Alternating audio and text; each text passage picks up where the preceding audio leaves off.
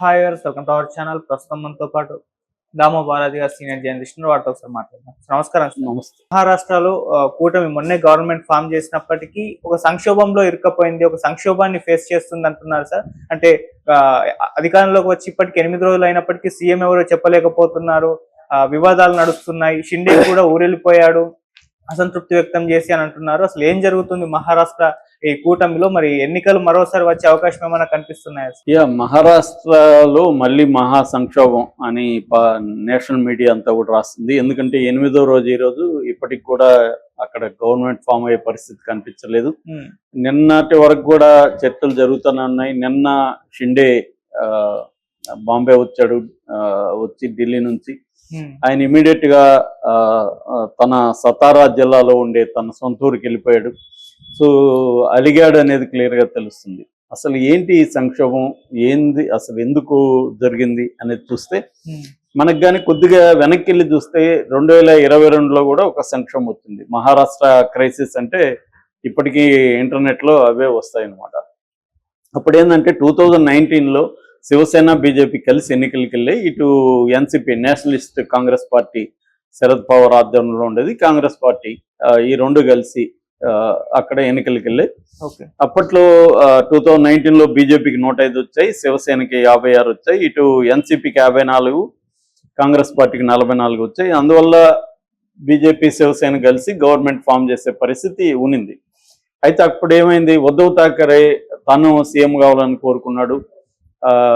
ఇటు అక్కడ బీజేపీ కూడా దేవేంద్ర ఫడ్నవీస్ని సీఎం చేయాలని వాళ్ళు అనుకున్నారు.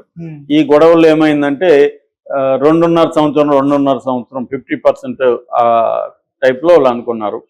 కానీ బీజేపీ ఒప్పుకోలేదు దానికి. దాంతో ఉద్ధవ్ ఠాకరే ఏం చేశాడు, శివసేన అని ఇటు తీసుకెళ్ళిపోయి కాంగ్రెస్, శరద్ పవార్ పార్టీ, ఉద్ధవ్ ఠాకరే శివసేన పార్టీ, ఈ మూడు కలిసి గవర్నమెంట్ ఫామ్ చేశాయి.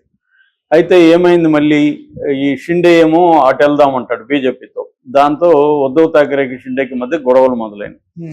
దాంతో షిండే ఏం చేశాడు, ఏకనాథ్ షిండే 2/3 ఎమ్మెల్యేలు అతనికి మద్దతు ఇస్తున్నారు. దాంతో వాళ్ళని తీసుకొని అతను ఇటు అజిత్ పవార్ని కూడా తీసుకొని ఈ రెండు నేషనల్ ఎన్సిపి చీలింది, ఇటు శివసేన చీలింది, బీజేపీతో వెళ్ళిపోయి 2022 జూన్ 30 గవర్నమెంట్ ఫామ్ చేశారు.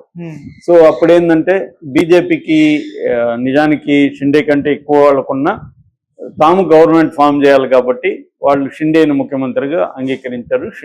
ఏకనాథ్ షిండే ముఖ్యమంత్రిగా, ఫడ్నవీస్ డిప్యూటీ సీఎంగా గవర్నమెంట్ ఫామ్ అయింది.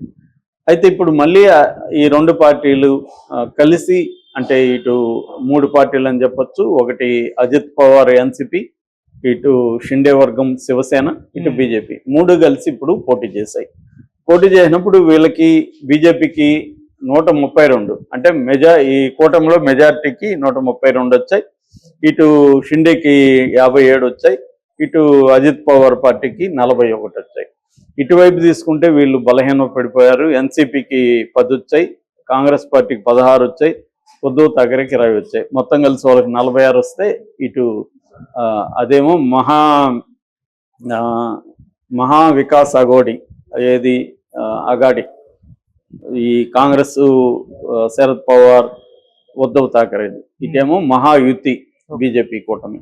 సో ఈ మహాయుతికేమో 230 వచ్చాయి, వాళ్ళకేమో అగాడికేమో 46 వచ్చాయి.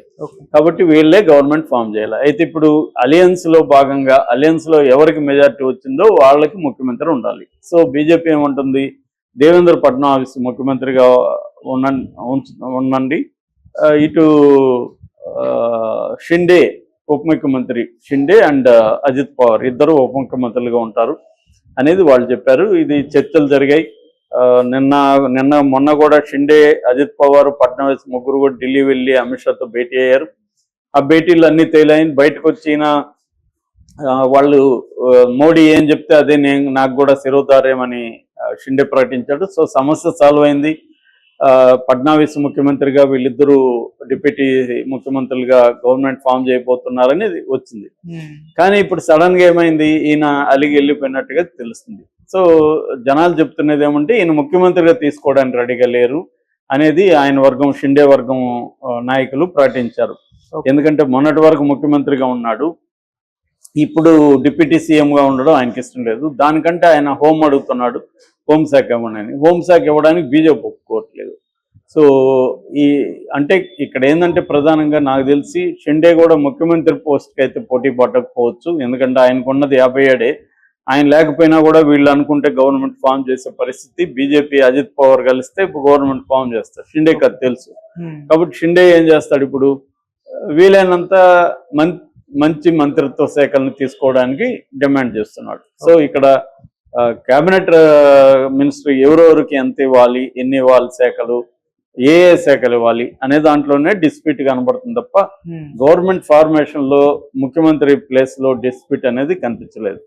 అయితే ఒక పుకారు కూడా క్రియేట్ చేశారు. అదేంటంటే షిండే వల్లనే మళ్ళీ అధికారంలోకి వచ్చారు. ఎందుకంటే షిండే పెట్టిన కొన్ని పథకాలు, లడికి బహిన్ స్కీము, ఇట్లాంటి కొన్ని పథకాల వల్ల ప్రజలు, ముఖ్యంగా మహిళలు పెద్ద ఎత్తున ఈ మహాయుతి కూటమికి ఓట్లేశారు. కాబట్టి షిండేనే ముఖ్యమంత్రి చేయండి, బీహార్లో మీరు చేయలేదా, బీహార్లో మైనార్టీలో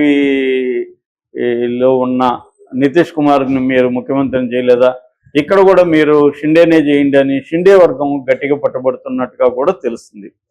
సో మరి కేవలం కీలకమైన శాఖల వరకే అయితే బీజేపీ ఏదో ఒక రకంగా డీల్ చేసి సాటిస్ఫై చేసే అవకాశం ఉంది. ముఖ్యమంత్రిగా పట్టుబడితే మాత్రం సంక్షోభం ఖచ్చితంగా వస్తుంది. దీనివల్ల మళ్ళీ ఎన్నికలు జరుగుతాయంటే ఆ పాజిబిలిటీ అయితే లేకపోవచ్చు. ఎందుకంటే ఇప్పుడు కాంగ్రెస్ కూటమి, అగాడి కూటమి వైపు ఎవరు వెళ్ళే పరిస్థితులు, వాళ్ళకి 46 ఉన్నాయి. కాబట్టి అటు వీళ్ళు వెళ్ళి గవర్నమెంట్ ఫామ్ చేసే పరిస్థితి లేదు. కాబట్టి సర్దుకొని పోవాల్సిందే. సర్దుకొని పోతాడా షిండే, ధిక్కరిస్తాడా అనేది చూడాల్సింది. నాకు తెలిసి అయితే ధిక్కరించే మూడ్లో షిండే లేడు.